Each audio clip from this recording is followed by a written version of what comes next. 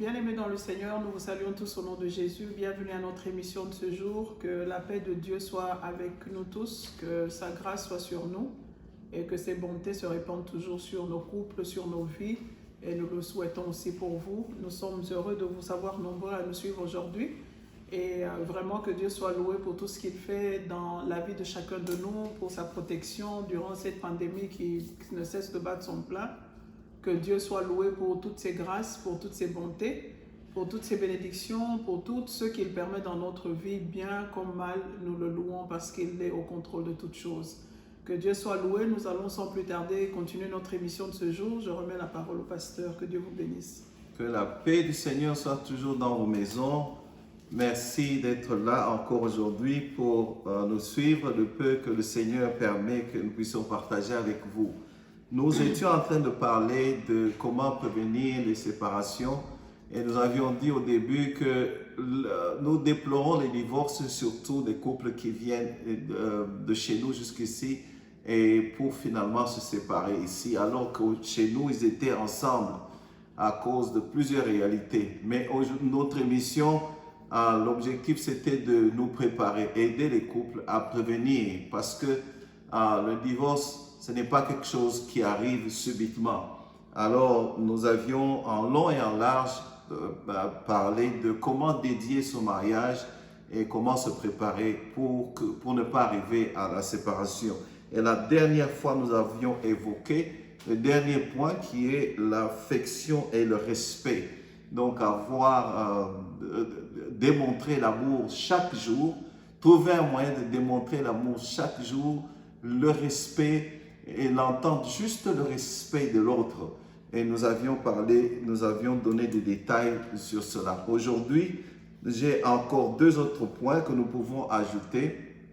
D'abord, s'encourager l'un l'autre tous les jours, quotidiennement. Trouver les moyens de s'encourager. Non pas critiquer l'autre ou se moquer de l'autre. C'est très, très important parce qu'en fait, quand on est dans le mariage, nous avions dit dans nos émissions précédentes, le mariage, c'est pour d'abord avoir un compagnon de vie, companionship en anglais, et aussi la procréation et le reste qui va avec le paquet du mariage. Mais nous avions aussi dit que l'encouragement, deux vaut mieux qu'un. Quand on est dans le mariage, c'est pour s'encourager. La vie n'est pas facile. Elle ne nous donne pas toujours de cadeaux, mais quand on est en couple, rentrer juste à la maison ou savoir qu'on va trouver quelqu'un qui va vous encourager après avoir été battu toute la journée au travail ou par des problèmes qui nous arrivent, qui surgissent, mais rentrer à la maison, trouver quelqu'un qui va vous encourager avec la parole de Dieu, avec des mots, savoir que la personne est là pour vous soutenir dans ce que vous traversez, dans tout ce que vous avez connu. C'est vraiment un plus, c'est ça qui aide. C'est pour ça que les couples doivent se traîner, doivent être habitués à quotidiennement. Je ne dis pas que nous ne le faisons pas, mais veillons à le faire, même quotidiennement s'il le faut. Cela nous aide à prévenir les séparations, au lieu de rester en observant et en peut-être se moquant de quelqu'un ou critiquer. Alors, un autre point qui est très important, c'est l'humour, le sens de l'humour. Juste rire ensemble. Et il y a beaucoup de couples qui ont cessé de rire ensemble. Ils sont là maintenant par complaisance. Ils sont là juste peut-être parce qu'ils ont des enfants. L'humour ne doit pas quitter votre foyer. Faites tout ce qu'il faut pour garder l'humour. Je ne dis pas rire, se moquer de l'autre, mais je répète, rire ensemble. Donc, passer du temps ensemble. Et enfin, je vais ajouter aussi se pardonner. Un bon couple, c'est celui de deux personnes qui savent se pardonner. Il y a quelqu'un qui a dit deux phrases très importantes dans un couple qui doivent toujours être dans le couple. En anglais, I love you, please forgive me. Ça veut dire je t'aime, la première phrase. La deuxième, s'il te plaît, pardonne-moi. Voilà deux phrases qui doivent vraiment faire partir de tous les mariages dans ce monde, bien-aimé. Donc, voilà un peu ce que je voulais ajouter pour clôturer cette série de comment prévenir les séparations. Le divorce, ce n'est pas quelque chose qui arrive subitement. C'est quand on n'a pas tenu compte de tout ce que nous avons évoqué, de la préparation, dédier le mariage à Christ, prendre au sérieux ses vœux, parce que la parole de Dieu le dit, le respect, l'affection et tout ce qui va avec le mariage. En résumé, mettre le mariage au centre de la vie, de notre vie. Christ est au centre, mais le mariage, parce qu'une fois marié, directement, beaucoup d'autres activités vont supplanter, chercher à supplanter l'activité principale qui est le mariage. Parce que vous vivez dans une alliance, une relation qu'on appelle le mariage, que Dieu a créé. Dieu a mis des règles que nous suivons, mais très vite, autre chose va passer en avant. Une fois marié, le travail passe avant et les enfants vont naître, l'église est là, le temps de distraction ou de divertissement, les médias sociaux, et petit à petit, les gens, et l'ennemi aussi aidant, les gens glissent vers ces habitudes-là et oublient de prendre soin du mariage, c'est-à-dire aimer, et trouver le langage d'amour, entretenir l'autre, l'affection, le respect. Tout cela passe avant. Chaque jour dans notre idée, il doit y avoir le souci de se sacrifier, le souci de tout faire pour que le mariage tienne debout et que la flamme soit gardée allumée. Oui, maman. C'est très important parce que, comme on le dit toujours, on a commencé cette émission spécialement sur le divorce pour essayer de nous rappeler à l'ordre. Très, très important à retenir, c'est qu'on s'engage dans une relation qui n'est pas comme les autres relations. Ce n'est pas juste une simple amitié, ce n'est pas un contrat qu'on a signé, ce n'est pas quelque chose qu'on nous a forcé à faire. C'est quelque chose qui, volontairement, on a accepté d'entrer dans cette relation-là, qui est une union de deux personnes devant Dieu. C'est une alliance dans laquelle on entre. C'est pour ça que c'est très important, avant de s'engager, il faut savoir dans quoi on s'engage. C'est une alliance qu'on a faite avec Dieu. Et dans l'alliance qu'on a faite avec Dieu et avec l'autre, comme on a évoqué, comme papa vient de le dire, il y a le respect de l'autre, il y a la considération de l'autre à tous les niveaux. Spirituel, moral, physique, financier, à tous les niveaux. Alors, quand nous, on entre dans le mariage légèrement, ça veut dire on prend cette union comme toute autre union. On ne donne pas de l'importance à cette union-là comme une union spéciale comparée aux autres unions. Ce n'est pas une amitié, comme je dis, oh, j'ai mon ami intime et puis quand on veut se séparer. Oh, je vais prendre mon avion, j'irai au Japon, lui il ira je ne sais pas où, de l'autre côté du monde et on ne se verra plus. Non, le mariage, ça veut dire que vous devez passer la vie, le restant de votre vie ensemble. Même s'il y a des voyages qui interviennent, mais vous êtes ensemble, vous rentrez ensemble. Et dans ce mariage, la première des choses, comme on avait dit la fois passée, c'est de comprendre que nous sommes deux êtres différents, nous serons toujours différents.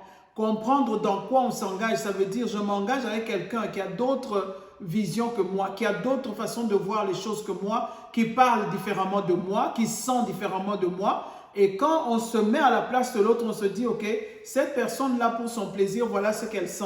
Pour mon plaisir, voilà ce que je sens.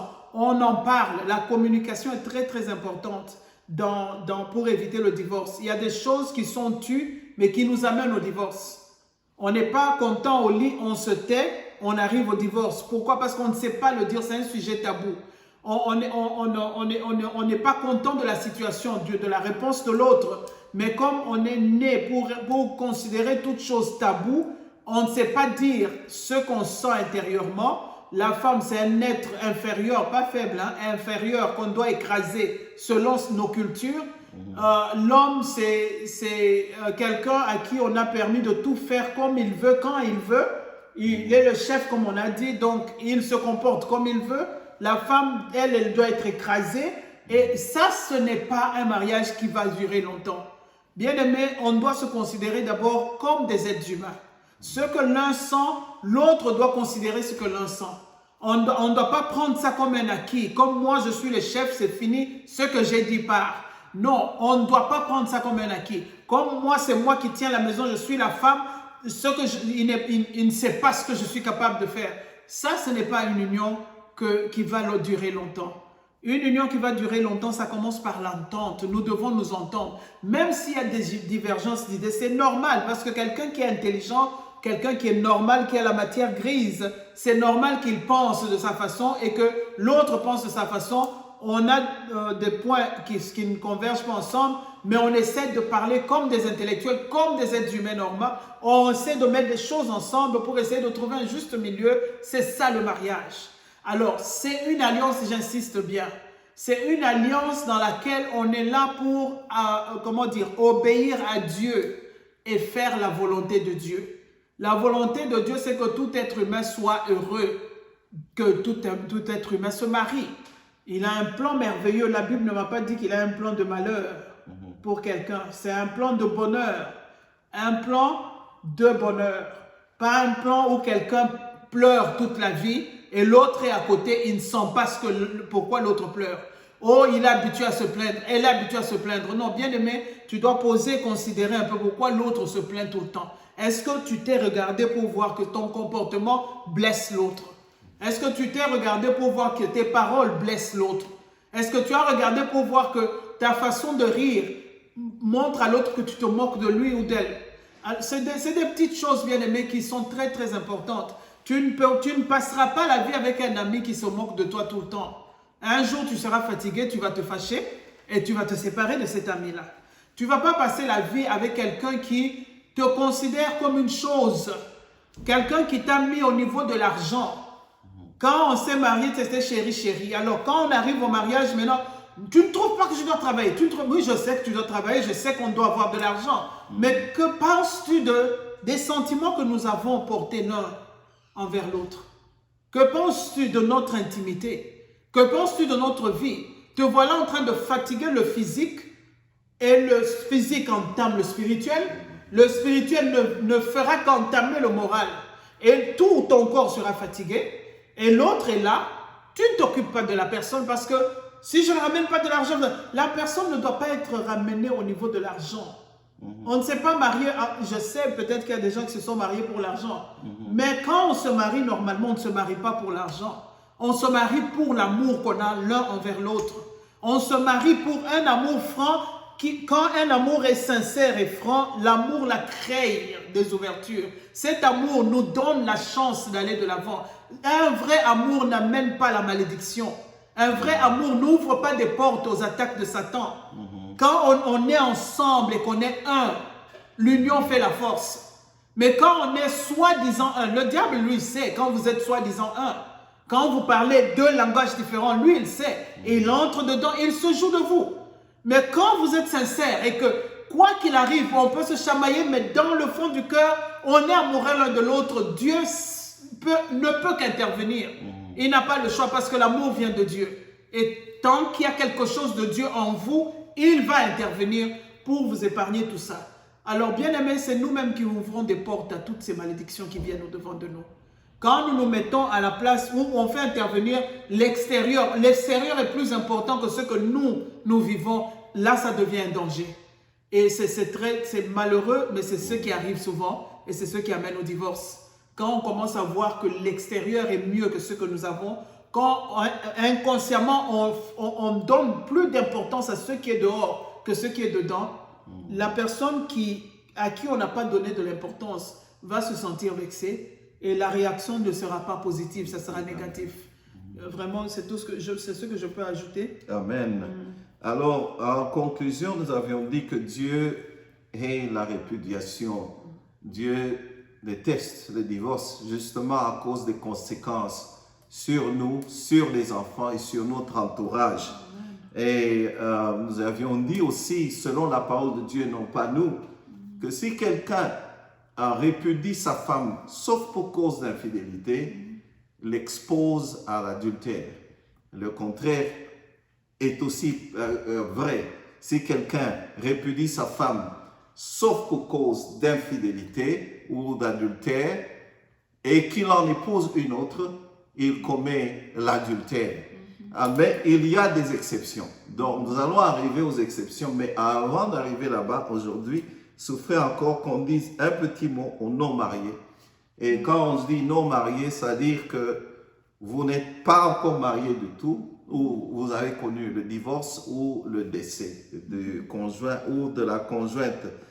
Et être célibataire, cela ne veut pas dire que vous devenez une personne seconde classe ou que vous êtes passé à côté du plan que Dieu avait pour vous. Je viens vous dire et vous encourager que Dieu a toujours un plan. Il a toujours un plan merveilleux pour vous, y compris le mariage. Dieu est toujours là et je suis sûr que même si vous entrevoyez de vous remarier, pour ceux qui sont séparés, pour ceux qui ont divorcé, je parie, mais je pense que Dieu a toujours un plan merveilleux. Amen. Et qu'il a probablement déjà quelqu'un en vue pour vous. Mais à vous de ne pas précipitamment vous relancer dans une relation qui n'honore pas Dieu, de prendre le temps. Pour ceux qui ne sont pas encore mariés, Dieu a un plan. Parce qu'aujourd'hui, célibat est comme une cola. Le célibat est devenu comme, c'est un curse, comme une malédiction. J'entends les jeunes, au lieu de se donner à Dieu et de faire confiance en Dieu, de mettre toute sa confiance en l'éternel et d'attendre de l'éternel, quel que soit le temps. On parle du célibat comme si c'était une mauvaise chose. Les gens veulent quitter le célibat à tout prix. Ils se lancer dans n'importe quel mariage et il n'y a pas de problème pourvu qu'on ne soit plus célibataire. Vous n'êtes pas une personne de seconde classe, vous n'êtes pas inférieur par rapport à ceux qui sont mariés. D'ailleurs, on dit toujours que ceux qui sont mariés veulent vite quitter et fuir certains, pas tout le monde.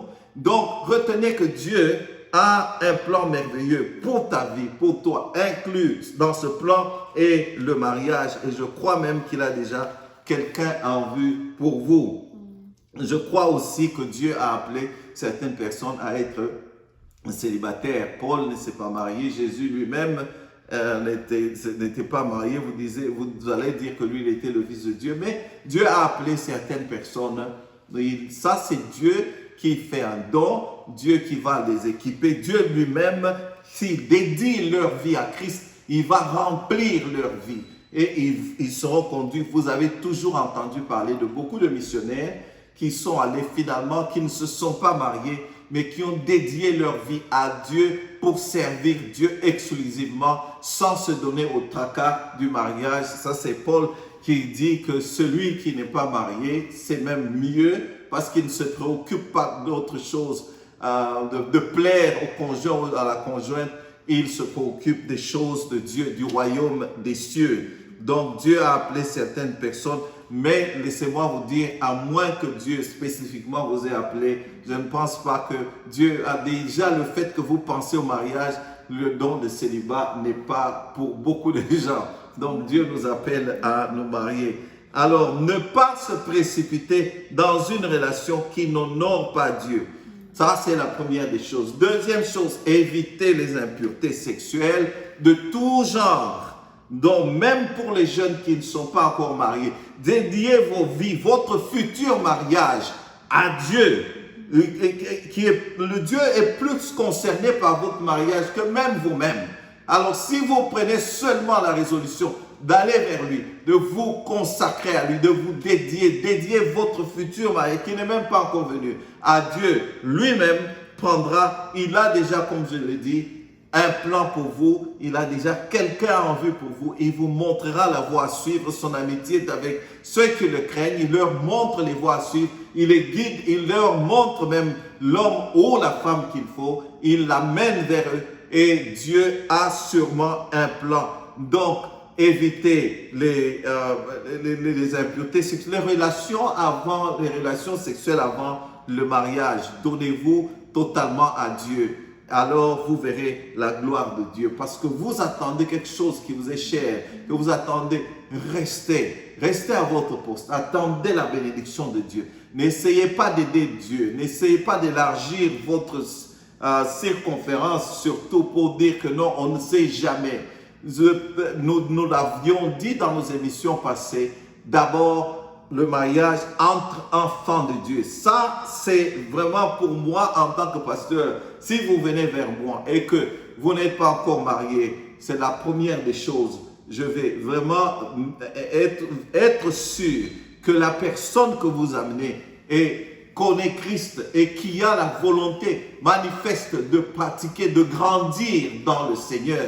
Parce qu'il y a ceux qui se cachent juste pour vous avoir. Ça sera quelque chose que moi, en tant que pasteur, je dois tout faire pour être sûr que ces deux personnes qui entrent dans le mariage, ils s'aiment, mais aussi ils aiment Dieu et ils veulent continuer dans la foi, s'examiner, les examiner aussi pour voir s'ils sont réellement dans la foi. Cela est important. Je ne dis pas qu'on ne pourra jamais, Dieu reste souverain, épouser quelqu'un qui n'est pas dans la foi, mais pour nous chrétiens, c'est préférable. Parce que la plupart des temps, quand on a vu deux personnes qui n'étaient pas, l'une qui n'était pas dans la foi, il y a eu un peu déséquilibre dans ce mariage, il n'y a pas eu rapport et il y a eu maintenant difficulté plus tard. Ça, c'est des choses, comme nous l'avions dit dans les émissions passées, qui peuvent être potentiels problèmes dans le mariage.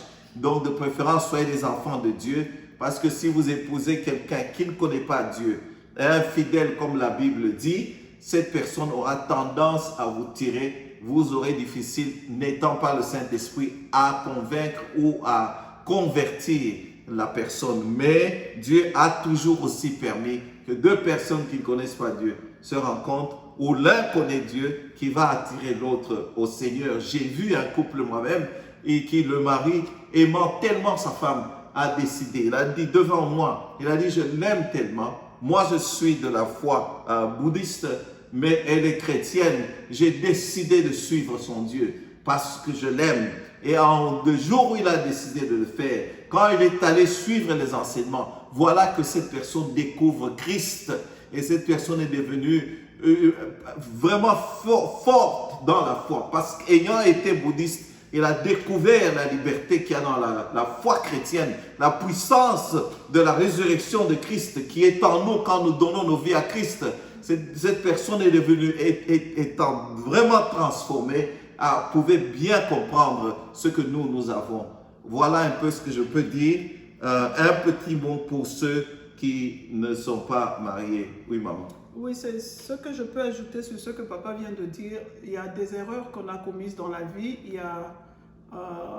C'est pas tout le monde qui va te dire que je souhaitais divorcer.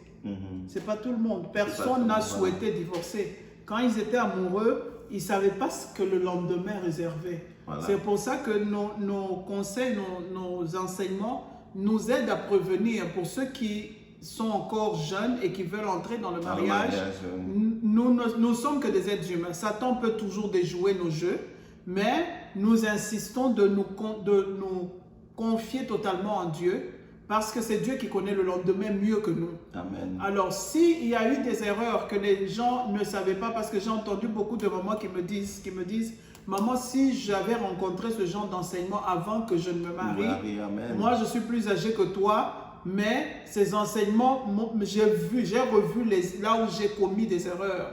Si j'avais rencontré ces enseignements avant, je n'aurais pas commis ces erreurs-là. J'ai entendu beaucoup de mamans plus âgées que moi qui m'ont dit ça.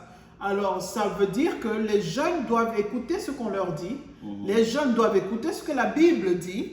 Les jeunes doivent craindre Dieu. Quand il s'agit d'entrer dans le mariage, j'insiste, il y va de ta vie. Ne va pas à l'aventure où tu choisis de vivre une vie de pleurs et de gémissements pour le restant de ta vie, parce que quand il fallait prendre une bonne décision, toi tu t'es laissé aller par ce que papa vient de dire, l'âge est avancé, je dois fuir le célibat, je dois faire ceci, et voilà, tu te jettes dans une histoire sans fin.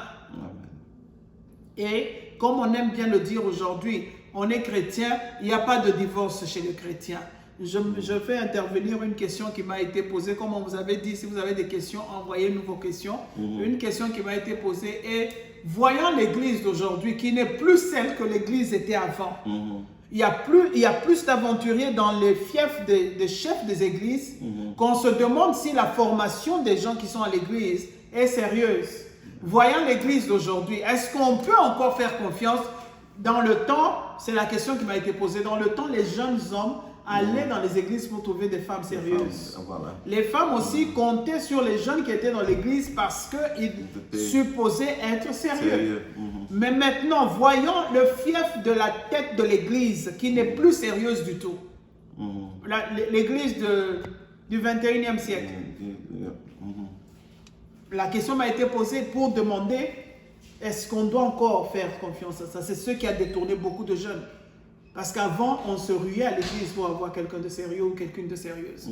Alors, moi, ce que je réponds à cette question-là, à la personne qui m'a répondu, si vous me suivez en ce moment, confions-nous en Dieu.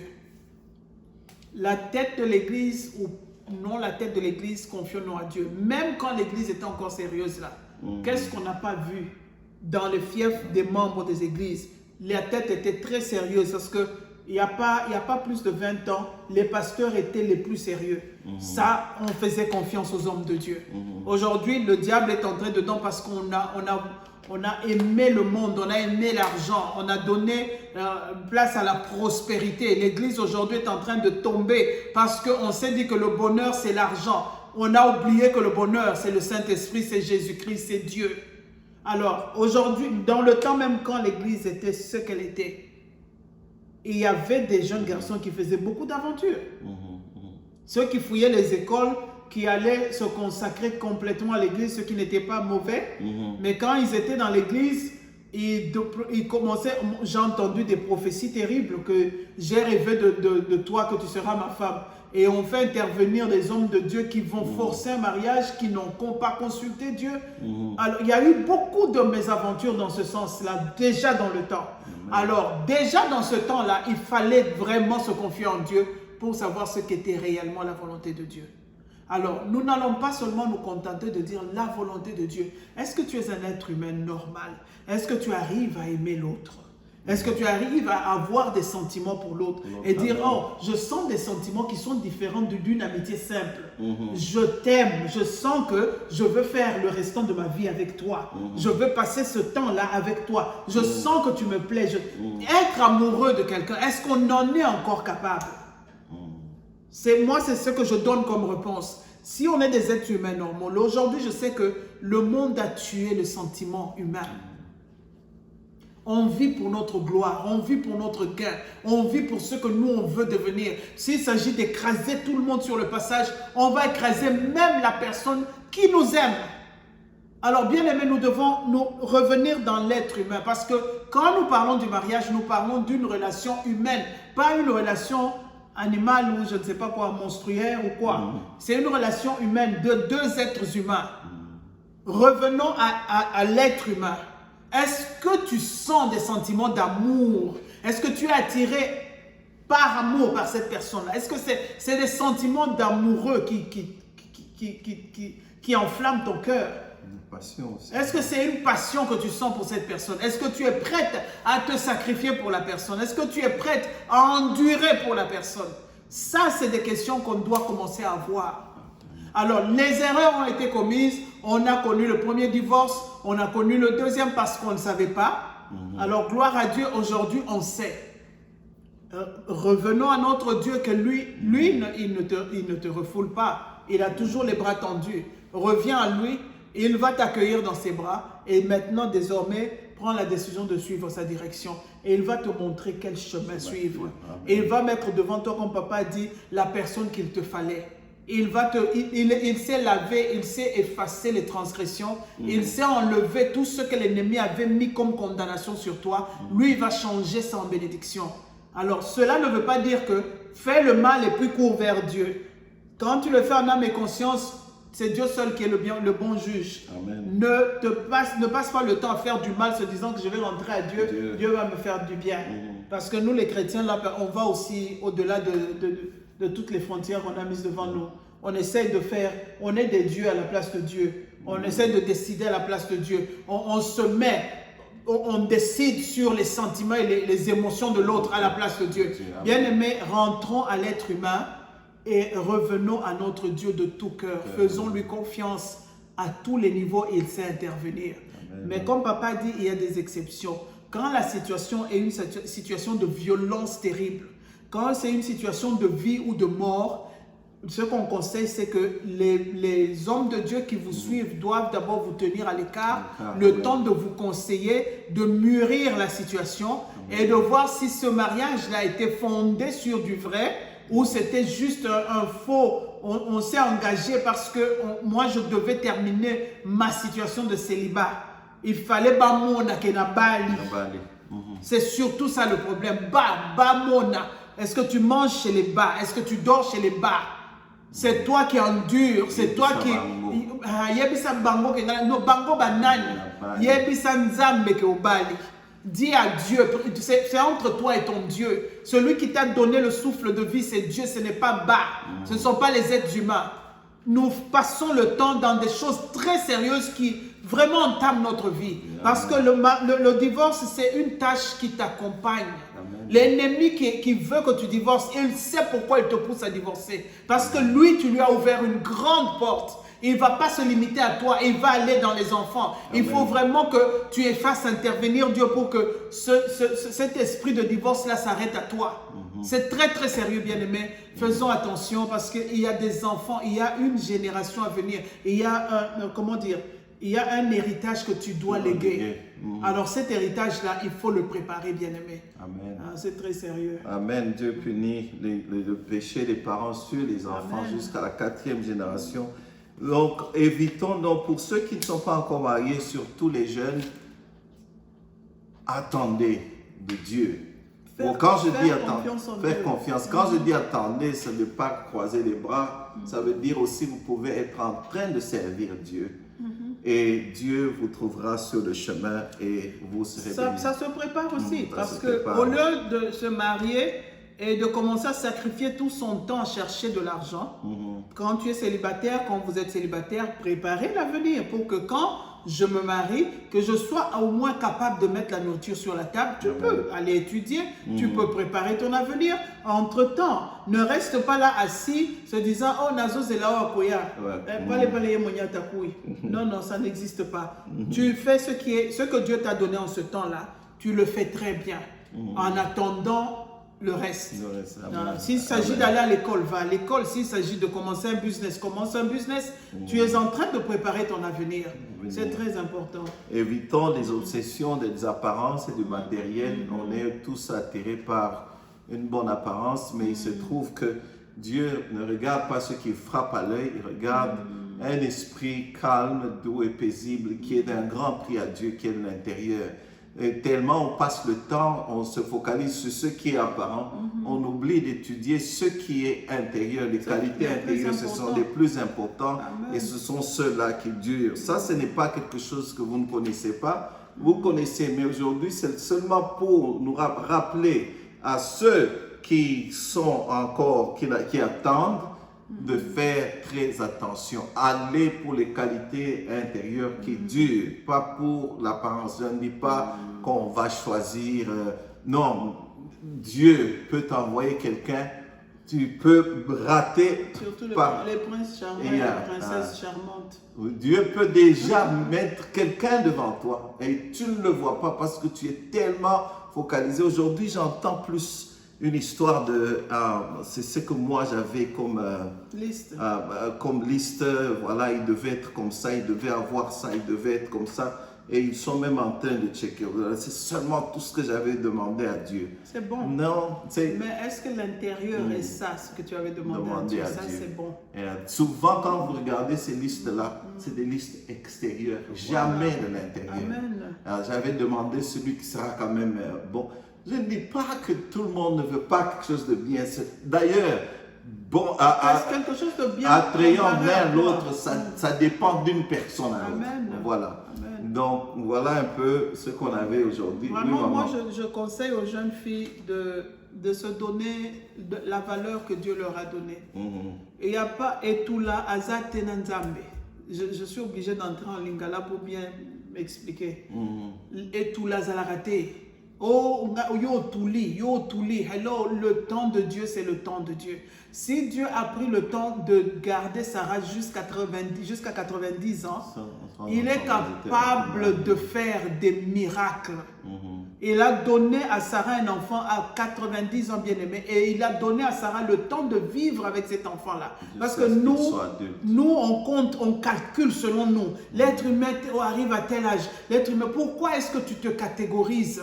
Pourquoi est-ce que tu te mets dans, comme papa dit, tu n'es pas de deuxième échelon ou bien au bas de l'escalier. Tu es un être humain normal. Moshte nanzambe azalakate, oh yoza elongimabe. Devant Dieu qui t'a créé là, il sait pourquoi il t'a donné l'ongio yobapesiwana. Il sait pourquoi il t'a créé comme tu as été créé. Donne-toi de la valeur. Ne te laisse pas traîner dans la boue, te faire prendre pour une chose.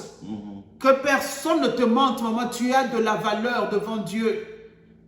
Tu vas te jeter dans les bras de quelqu'un qui ne va jamais, et tu vas passer toute une vie à ne pas savoir ce qu'on appelle l'amour. Vraiment, faisons attention. Ne te blesse pas toi-même. Par moments, nous nous jetons dans des situations nous-mêmes. Fais attention, jeune fille. Jeune garçon, prends le temps de choisir celle-là qui sera vraiment ton aide. Amen. Ne te jette pas parce que moi je suis un homme, je vais faire et puis on commet ma malédiction. Divorce, ce n'est pas bon. Ne te jette pas seulement parce que tu es un homme, ce que Simbité na Robima. Mais au Kobima, avec combien d'esprit après ça? Amen. Alors faisons attention, bien-aimés, c'est très important. Nous venons à l'étranger, ce n'est pas pour prendre les mauvaises choses. On a dit, vous allez chez les gens, regardez comment ils dansent. Prenez ce qui est bon, laissez tomber ce qui est mauvais. Même quand on écoute les prophéties, sondez les esprits. Prenez ce qui est bon, laissez tomber ce qui est mauvais. Ça, c'est la Bible qui nous dit, bien aimés, faisons attention. On a tellement malmené la vie. Aujourd'hui, nous avons une génération qui n'a pas de sentiments parce qu'ils sont nés des gens qui ne se sont pas aimés. On a des gens qui font le mal facilement. Pourquoi? Parce qu'ils sont nés d'une relation qui ne devait pas exister. Amen. Une relation d'un père et d'une mère qui se sont seulement rencontrés pour accoucher cet enfant-là. Alors, un enfant à qui on n'a pas montré de l'amour, un enfant qu'on n'a pas éduqué dans l'amour, c'est un monstre, bien aimé.